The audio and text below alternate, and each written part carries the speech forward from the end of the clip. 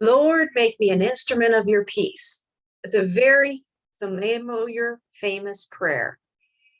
And it's one we need right now. But how do we make peace? How can we be instruments of peace? How can we sow love where there's hatred? How can we bring hope where there's despair, or joy where there's sorrow? I decided to focus on make me an instrument because it seems a lot harder to make peace. But for me, the challenge is also in making an instrument. Lord, make me an instrument. Well, how can I learn how to be an instrument unless I make one? And I'm not musical. I can prove that. When I was in elementary school, every student had to take a test to see if they could be given free music lessons to learn to play the violin. I didn't pass the test. My younger brother and sister did. My kids did.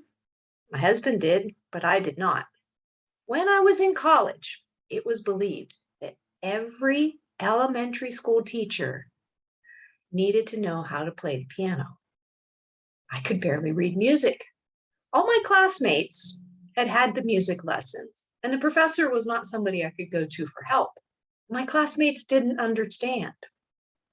You see, in this musical composition class, the culminating project was to create a song that you could use in the classroom, and you had to play it and sing it in front of the classroom in order to pass. Well, I practiced on the piano that I was provided, and I followed the minimum number of chords and notes and rules that I had to follow to make my song. They came, and I played and I sang in front of the class. When I was done, the professor said, "You know what you've done?"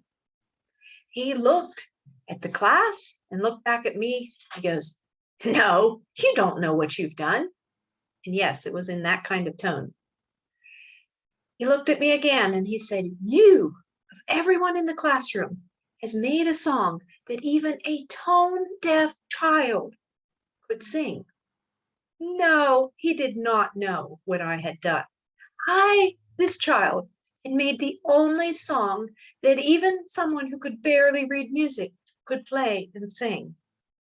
You see, I have a love-hate relationship with music and don't feel that I can do it. So in order to make an instrument, I had to choose something easy to play and something easy to make. I won't tell you the stories there. I settled on a one-string guitar. What could go wrong, right? It's called a diddley bow. And this is the one I've made.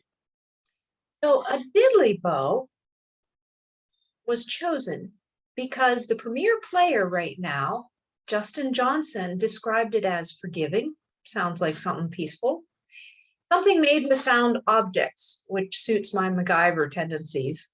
And something with no frets, a guitar with no frets. No frets sounds peaceful to me too. In finding out about the diddley bow, I contacted the National Guitar Museum and emailed back and forth with the staff. They told me it was very popular in the 1900s, not so much now, but that it was made by hammering two nails into a board, so it was played flat, or sometimes a lunchbox broom handle, or the side of a building, and then a wire strung. And then you could have a bridge that would hold either a beer bottle or tin can, different things. And it was played with a slide. And the reason it's played with a slide is because not only does it do regular notes, and I know it's out of tune, but when you slide with whatever instrument you have, it also catches the notes in between, which is something very unique. It was an instrument played in the Deep South and in Appalachia, and was generally, like I said, an instrument for people who couldn't afford one, or lessons you sort of learn as you go. I decided to go even further. So I watched a documentary by John Nelson, and I found out something really cool. The diddley bow is actually descended from an instrument in Africa and New Guinea where men would take their bows, their actual weapons, and turn them into musical instruments. Now, doesn't that sound like an instrument of peace? Beating your sword into a plowshare, as it will. So when I went to make my diddley bow with found objects, some of them I did purchase, I went to Mark Blewett, who's an award-winning luthier, guitar, and violin maker. And I asked him about it. I said, could you take and use the body as the carrying case? And he said, yeah, there are some cellos that you can take apart and their body is used as a carrying case. So yes, you could make your diddley bow to be able to be taken apart, which to me, that was something very interesting. I didn't want to change the nature of the objects I was using. I didn't want to drill a lot of holes or pound nails. Like I said, don't want to get into much trouble making things. And I think peace should be portable. So that was another reason that I wanted to do that. When I contacted Menchie Music and asked about the guitar string, what kind I should use, in their research, they said I needed a lighter gauge, that would be more authentic to the tone of the original diddley bows. And so they gave me a brand that makes the lighter gauge guitar strings. And then I went to Campbell Music and I asked him when he looked at it to tell me about what he saw. And he noted that I'm missing a piece, that I don't have a good way to tune the guitar, but he couldn't come up with a found object that I might use instead of a real piece from a guitar. So this is my diddley bow. It is somewhat symbolic. So instead of a cigar box, I don't smoke. I used a pencil box. I'm a writer. And it's interesting because I have a sliding lid, so I can make the hole bigger or smaller, which does change the tone a little bit. I do have some rubber bands and binder clips. And then I have a toggle clay cutter.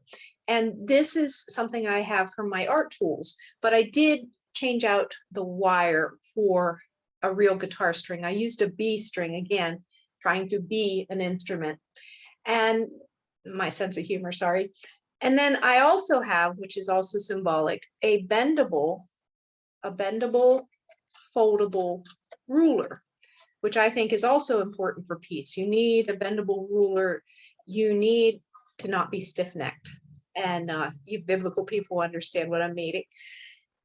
So this is my diddley bow. No, I haven't learned how to play it yet, but I did learn something important about peace that I think you need to hear. We need to make peace with our past. That's in some sense what I'm doing as I learn a new instrument that nobody thought I could play, and yet here I am making an instrument that I have made. So you need to come to peace with your past, but you also need to try to do things that people say are impossible or that you in particular can't do. So for peace, it's worth trying. Even if others say it's impossible, please try. And thank you. I hope, however you play, whatever instrument you make of peace, that you go ahead and try. And thank you, and happy playing.